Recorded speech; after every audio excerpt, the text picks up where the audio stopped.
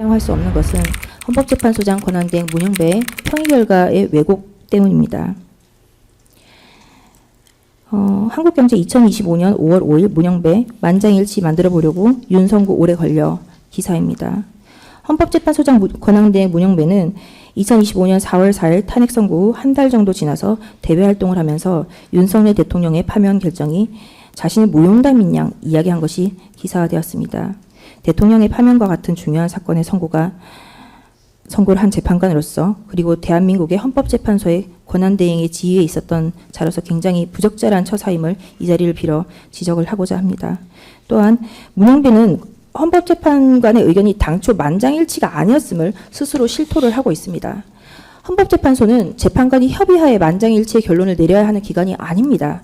재판관 각자가 독립하여 판단을 하고 그에 따른 결정을 인용이든 기각이든 내리면 그만입니다. 그런데 문영배는 선고 기일을 미루면서 자신의 뜻에 따라 파면 결정에 동의할 때까지 다른 재판관에게 결정을 설득하는 황당한 짓을 하였습니다. 또한 그러한 짓을 태연자약하게 만천하의 공공연히 떠벌리고 다니고 있습니다. 이는 자신의 임기가 얼마 남지 않아서 실질적으로 선고 기일의 종기가 정해진 사안에서 권한대행의 권한을 남용한 것을 자인하는 것에 다름 아닌 것이라 할 것입니다. 국제신문 5월 6일자 기사입니다. 또한 문영배는 이 자신의 이야기가 기사화되는 자리에 윤석열 신속 파면을 촉구하는 서울대 공동시국선언에 참여한 서울대 생명과학부 이땡땡 교수와 일본 2세 윤석열 탄핵 시국선언을 이끈 우땡땡 교수와 함께하였습니다. 법관이 이러한 그 문영배 권한대행의 태도는 법관이 자신의 양심에 따라 법관의 양심에 따라 판단을 한 것이 아니라 자신의 사상에 따라 판결을 하였음을 공공연히 버젓이 드러낸 것이고 이러한 행동에 대해 아무런 문제의식이 없다는 점이 지적되어야 마땅합니다.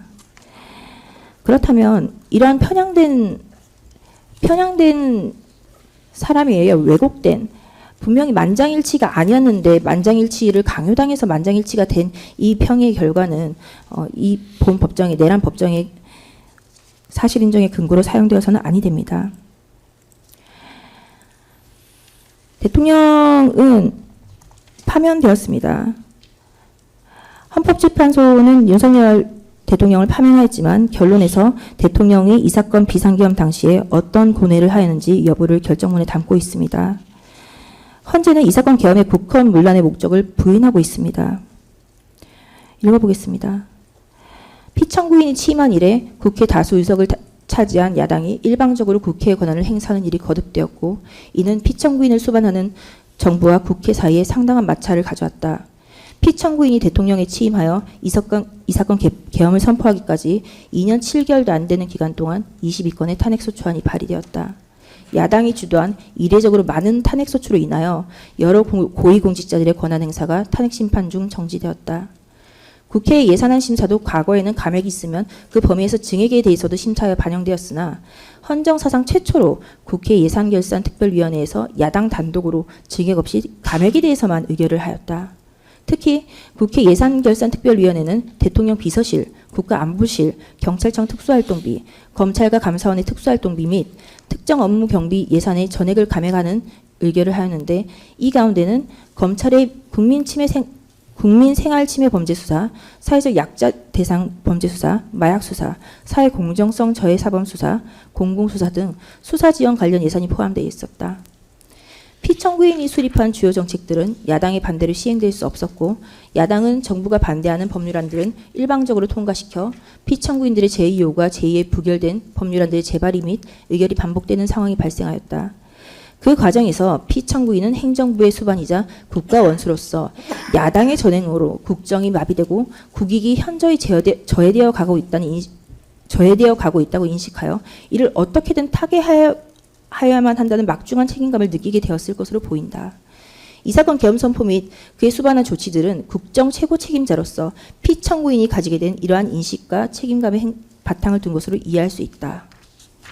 피청구인이 야당이 중심이 된 국회의 권한행사에 관하여 권력의 남용이라거나 국정마비를 초래하는 행위라고 판단한 것은 그것이 객관적 현실에 부합하는지 여부나 국민 다수의 지지를 받고 있는지 여부를 떠나 정치적으로 존중되어야 한다.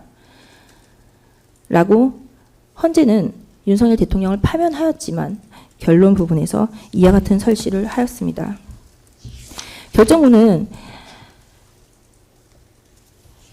대통령의 행위가 국민의 신임을 배반하는 행위로서 헌법 수호의 관점에서 용납할 수 없는 중대한 헌법 위반이라고 파면한다는 판단을 내리고서는 마지막 결론 부분에 가서는 지금까지와는 결이 다른 얘기를 하고 있습니다.